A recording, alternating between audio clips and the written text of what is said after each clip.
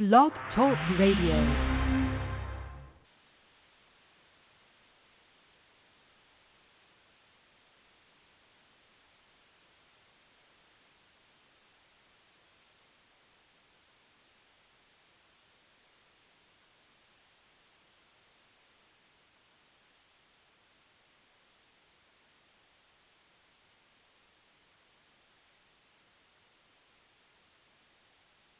Good morning and welcome to a new edition of Rhymes, Views, and News Talk Radio. I'm your host, DuEwa Frazier, and today I have best-selling author, speaker, and producer Reshonda Tate Billingsley will be here. Award-winning author Reshonda Tate Billingsley is the national best-selling author of more than 40 books. She writes for both adults and teens, as well as she writes fiction and nonfiction. Several of her books have been optioned for movies, including her sophomore novel, Let the Church Say Amen, directed by actress Regina King and produced by T.D. Jakes and Queen Latifah. Reshonda made her on-screen movie debut in the film, which aired in August 2015 and was one of BET's highest-rated original programs. Two more of Reshonda's books have become or will air on television. TV One's The Secret She Kept, which Reshonda also makes an appearance in, which recently aired this past week, and The Devil is a Lie, airing in fall of 2016. A highly sought-after motivational speaker and award-winning poet, Reshonda is the recipient of the NAACP Image Award for Outstanding Literature.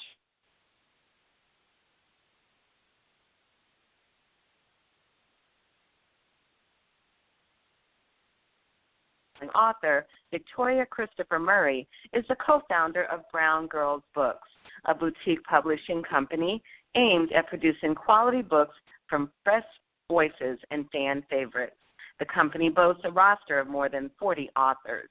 Reshonda and Victoria are also the founders of Writers Pro, which provides digital and live workshops to help new, established, and veteran writers take their talents to the next level.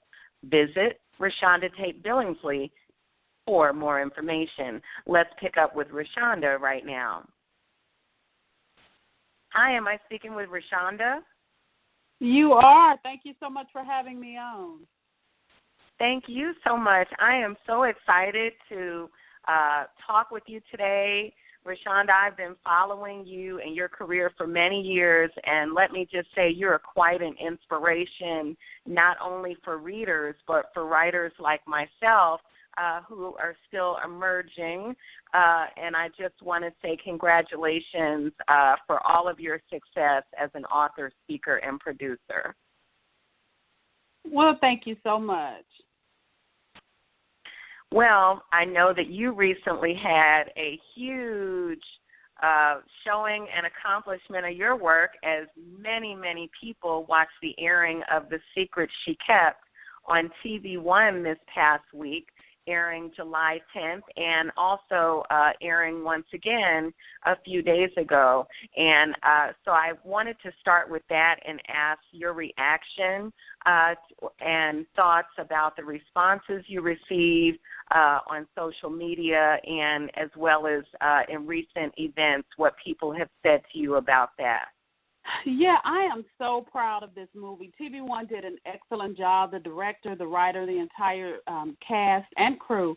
And, you know, it really touched me because it took the essence of my story and dealing with mental health and put it out to the masses in such a way that resonated with viewers. We have been getting rave reviews about this, and the volume of email that I've been getting just from people saying, thank you for telling this story, thank you for telling my story, just makes everything that I have done and hope to achieve with this book worthwhile. Well, that is so true because I was one of the people watching Reshonda, and I was on the edge of my seat practically shouting and talking to the TV as I watched your very characters from print to film come to life.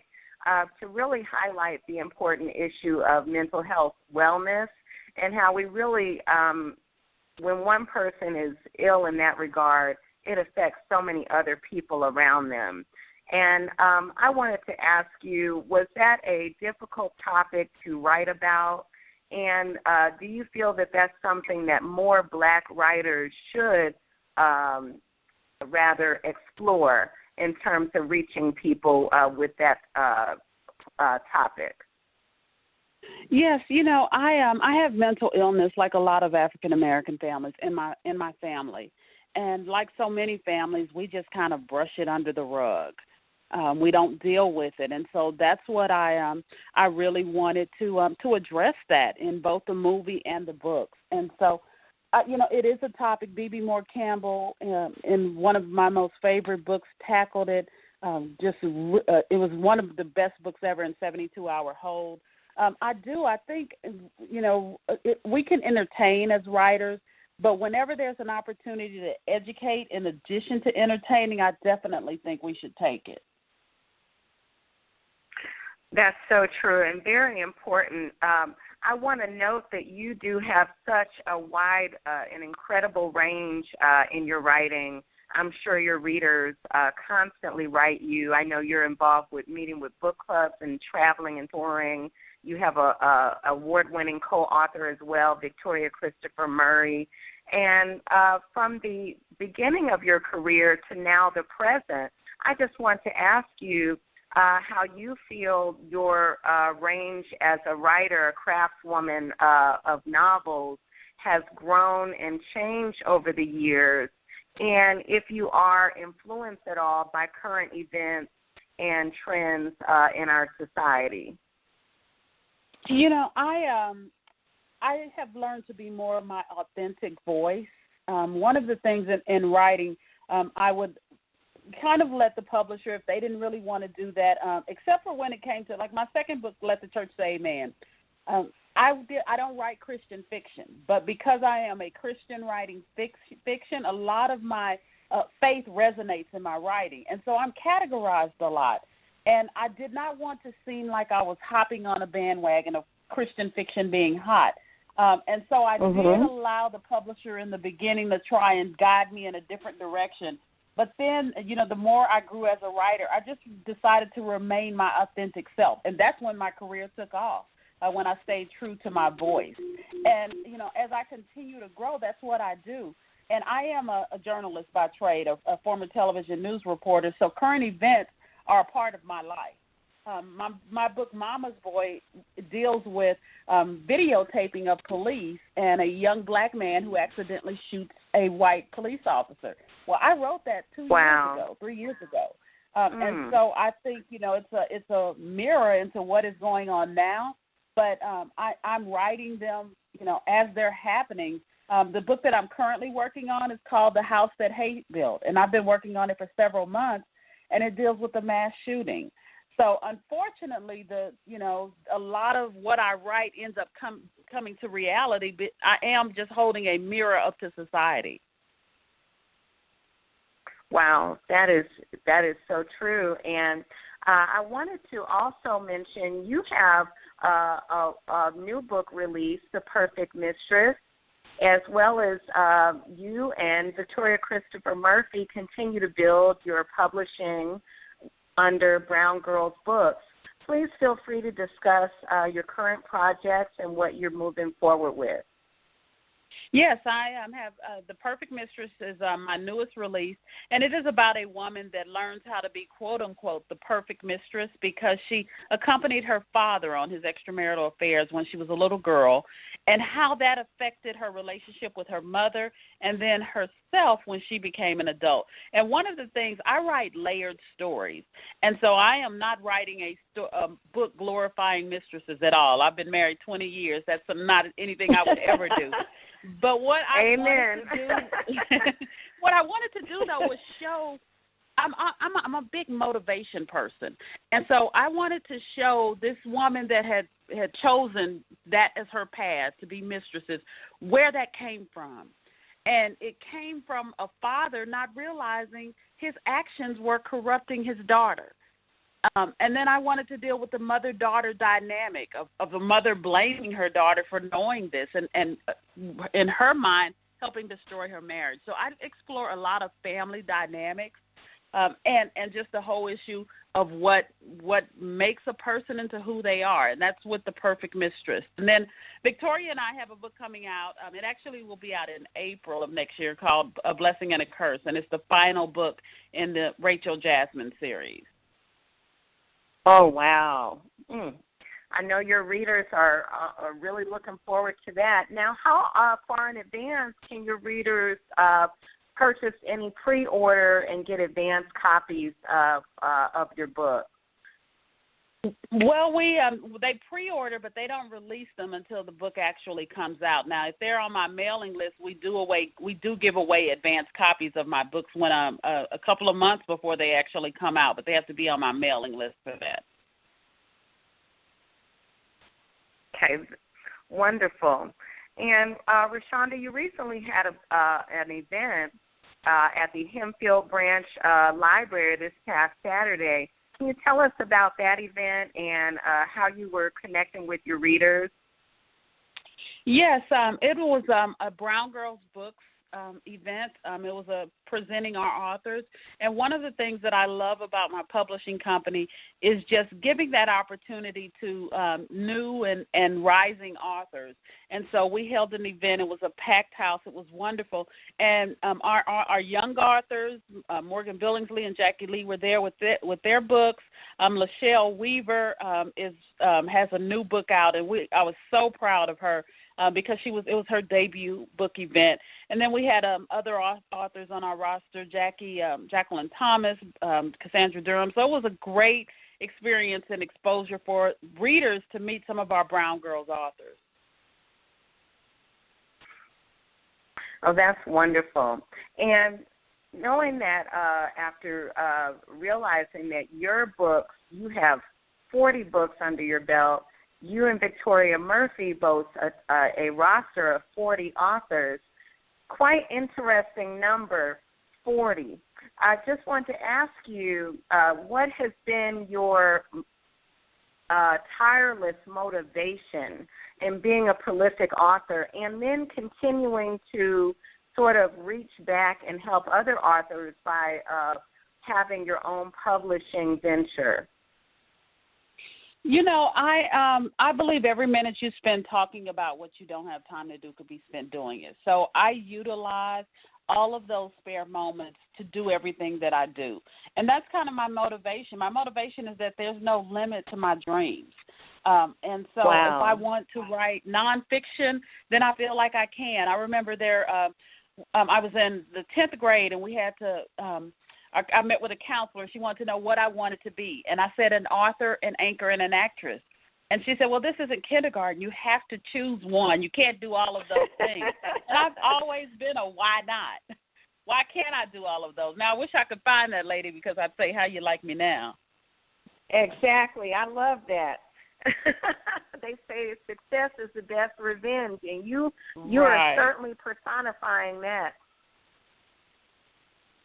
Thank you so much. And so, Reshonda, now with the invention, or rather the new trend in book reading with, now we have the Kindle and the Nook readers and audiobooks, and people are accessing their books any way they can in our fast-paced living and whatnot.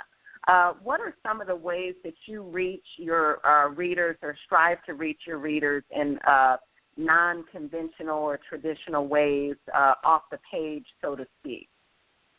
Well, I definitely am an advocate for social media. I believe in getting out and sharing the world, through social media. And then I get out in front of people. I travel a lot. I do a lot of events, and I make sure that I'm out and getting up close and personal with readers. Well, that's wonderful. And do you have a particular book club or readers group that you and or Victoria Christopher Murray are very linked with, or have some ongoing relationship with, that it's like when you have a book coming, they get a sneak peek, or they get, the official trailer first, or things like that? Oh, I wouldn't dare begin naming names because that list is extensive. You know, we Yes. have the success that we have because of the support of book clubs. Book clubs have been there for both Victoria and I and Brown Girls since day one. And so before the world knew who we were, we had book clubs there supporting us, and that's the reason the world knows who we are. And so I really do. I'm so grateful for the love and support of book clubs. But even when I name them in my acknowledgement section of my books, I'm like, I know I'm forgetting somebody. So just overall, in general, we have amazing support. Wow. And I also want to ask, this is just for people who really are like striving to get started or even finish that book. Can you name or list any strategies, maybe even 2 or 3, that you might suggest for people who are dealing with a writer's block or feeling unsure about a project or just even needing to buckle down and get disciplined with finishing a work? You know, you have to, again, it's that life will get in the way. And so you can't let excuses your creativity. I never get writer's block. I write through writer's block. The best invention ever was the delete key. So you have to just keep going, because if you sit down and you tell yourself you have writer's block, you're going to go start doing laundry, and then you're going to wash dishes, and then you're always going to find something else to do. Writing is about the discipline of writing. And so you have to set a small goal, whether it's, for me, it was 3 pages a week, 5 days a week, no matter what. Victoria Christopher Murray always says hers was 1 word a day. But once you get started and you get that discipline, then you'll find your words just flowing. Wow, and that's certainly very wise advice. Now, I want to note that we have someone on the line, and perhaps someone who wants to ask you a question. Reshonda, do you mind if I pick them up and see if they have a question or comment for you? Yes. Go right ahead. Okay, great. Hi, you're on the line with Rhymes, Views, and News Talk Radio. Do you have a question or comment for author Reshonda Tate Billingsley? Yes, I do. My name is Frances McIntyre Freeman, and I'm in Houston, Miss Billingsley, and I've read a number of your books, and I'm so just in awe with your work. Actually, you Thank you. My cousin, Eddie Wayne Brown, and, he talks about you all the time, too. And I was like, I know her. I read those books. He's like, I went to school with her. Yes. But my mother died a couple of years ago, and I started writing a nonfiction Christian book. And I've always been an avid reader, but I never thought I even liked writing. But when my mom died, all these words start popping in my head to put on the paper.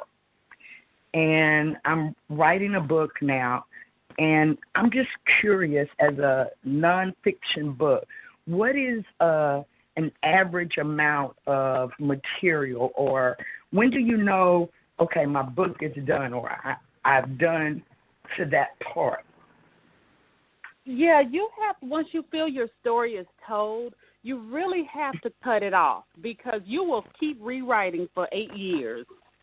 You will always think of ways you could tell a story better. So you really do have to have a cutoff point. Once you feel like you've told the story and you can wrap it up, then you have to cut it off. I've seen people that are like, well, I'm still working on it. You have to keep in mind, most readers aren't going to read more than 350, 400 pages. So you can't keep going. So how many words? Does it go on the words or the number of pages? Well, I hesitate to say words, and here's why. Because if I tell you it should be 50,000 words and your story is complete at 40, like there's nothing else to tell after the 40, then you start trying to reach for words and make up words. Mm-hmm. The only thing that should go into your book are words that matter. So, but anything, I can tell you, anything under 40,000 words, the reader starts feeling like they're not getting a value for their money. That's a very good point. Caller, thank you so much. I'm going to go ahead and mute you so I can finish with my questions for Reshonda, but I hope you will continue to listen in. Without a doubt. Thank you, Reshonda, so much. I bless you, and we love you in Houston forever. Thank you so much. Tell Eddie hello. I will. Thank you. And Reshonda, that was some excellent advice you gave, and it's so interesting that many writers often try to research, well, how many words do I need to get to? And, you know, there's so much different advice on the Internet about word count and word count per genre. And, you know, I think you said it best that you have to know when the story has reached its end, but just also make sure that you're not under telling your story for the reader. Right, because, you know, I recently had someone send me a book, and their book was, it had to be 6,000 words. Well, that's not a book. Well, that's like a short story, right? Right. And so if you're asking people to buy this, you still have to give them their money's worth.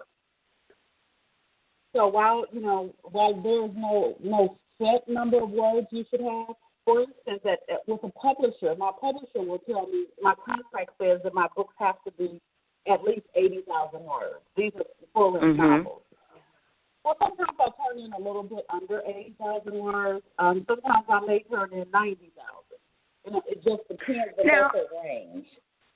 Now, can I also ask you, does that also ensure, when you mentioned the 80,000, that, your editor your publisher may even cut it down some? Does that take that into account as well? Okay. No, I mean, the 80,000 is just what you should turn in. An editor may get rid of, but if an editor gets rid of 20, then you need to rework it and get those numbers back up. Just because, again, this is what an amount I charge for my book, so the reader has to feel like they're getting their money's worth. Right. And so, Reshonda, getting back to you, we watched the wonderful Secret She Kept, the film adaptation of your novel, and you also have another one coming out in film this fall. Can you talk to us about that process, not necessarily giving any legal secrets or things away, but more so, is that something that you were sort of inspired by, or did someone say, hey, I think this book would be great on film? Who makes that decision, and how do you know which books to kind of choose that are going to go to film and which books aren't? Well, they come and they express interest in my books. I got my first movie deal with Let the Church Say Amen, and so then you get on their radar from that. And so I just continued to write good books and had people talking about it. So they wanted Let the Church Say Amen because it was a book that a lot of people talked about. It was one of my most popular and best-selling books. So that's how I get on their radar with that particular book. And then, once one network has you or one person in Hollywood, then I just had their attention. And so TV One wanted a book that resonated with their female viewers, and so we chose The Secret She Kept. If I go, we had interest from Lifetime. Well, they wanted a more romantic suspense book. Well, I have a book called A Good Man Is Hard to Find, and that was the one that Lifetime was looking at. So that's how you kind of just look at what resonates with that particular station's viewers or the producer if they're trying to go to theaters. Sure. And also, do you, at that time when you are going through that process, taking a book from print to film, is it all consuming? Are you still able to write and be an artist? Are you now putting on a number of other more business-related hats? What is that space like for you? Oh, no, I'm definitely still writing because that's still my bread and butter. I'm still a novelist. So I'm doing that, that's my day job. Now, what I did, I was with a legitimate producer, so they allowed me to shadow, but usually they buy the author's books and send them on their way. So, gotcha. But I was blessed with Regina King to be able to be involved with the process. So, but I still was having to do my day job, which is being an author and running a publishing company. Yes. And what's interesting is, although we haven't had a whole lot of black writers to foray into that, I think back to, Alice Walker with The Color Purple, and then there's been, Terry McMillan with her books that we know of that went to film. Are there any other writers, per se, that have served as a formal or informal mentor for you in your career, whether it's just writing or taking the books to film? Well, no. I mean, what I have had is a lot of support from my colleagues in the industry. From the time I first started, when I first got in the business, I sent an email to Karen Quinones Miller, a very talented author. Oh, yeah. I sent an email to quite a few authors. A lot of people didn't respond, and a lot of times it's just because they don't check their emails but once a month. But Karen responded immediately, got on the phone with me, and she sat on the phone with me for about 2 hours walking me through things. And so I really appreciated that. And so I've had that kind of support throughout my career. And, I haven't had another author to talk to in terms of the movie, but like Carlene Bryce had a movie made on Lifetime. That's right. And Denise Milner, yes, Orange Men and Honey. Oh, yeah. Then it was, and then Denise Milner was The Vow. With this vow or with this ring. Denise, yes. Yes. Okay, that's right. Wonderful. And those are two authors who are very, like yourself, involved with social media. I follow them as well, and they're always, interacting with readers and whatnot. And I know a lot of authors think they don't really need to be on social media, but I'm going to tell you, every movie producer that I've dealt with goes to my social media page. Before they go to my social media page, they look at my interaction with people, they look at how many followers and how many friends I have. They do all because they're doing their homework, because making a movie is only half the journey. The other is getting people to watch and to tune in. And if you have 12 friends on social media, they're like, well, it's going to be a waste of time for us to market this. We want to market people who market themselves. That's so valuable to note that you just mentioned, social media is now a part of the industry. If you're an author, just like some years ago, I remember when they said it's imperative that you have a website. And then they said if you're an author, it's imperative that you have a blog. Then it's imperative that you have a Facebook. Well, now it's imperative you have Twitter. Yeah, you've got to have social. Even with Brown Girls now, we get so many submissions. So if I'm down to the wire and we only have 3 spots and I have 5 manuscripts I'm trying to decide, and they're all equally good, then my next step is I go to social media and I see their engagement, because that tells me as a publisher that they're going to market and work their, try to market their books. Again, if they're not on social media, I'm going, well, how are they going to sell their books? Because people don't get out and do book tours anymore. How will these people sell their books? Right. And, your average reader may not live, next door to you. This person could be in another state or even in another country. So how are you going to reach them? Right.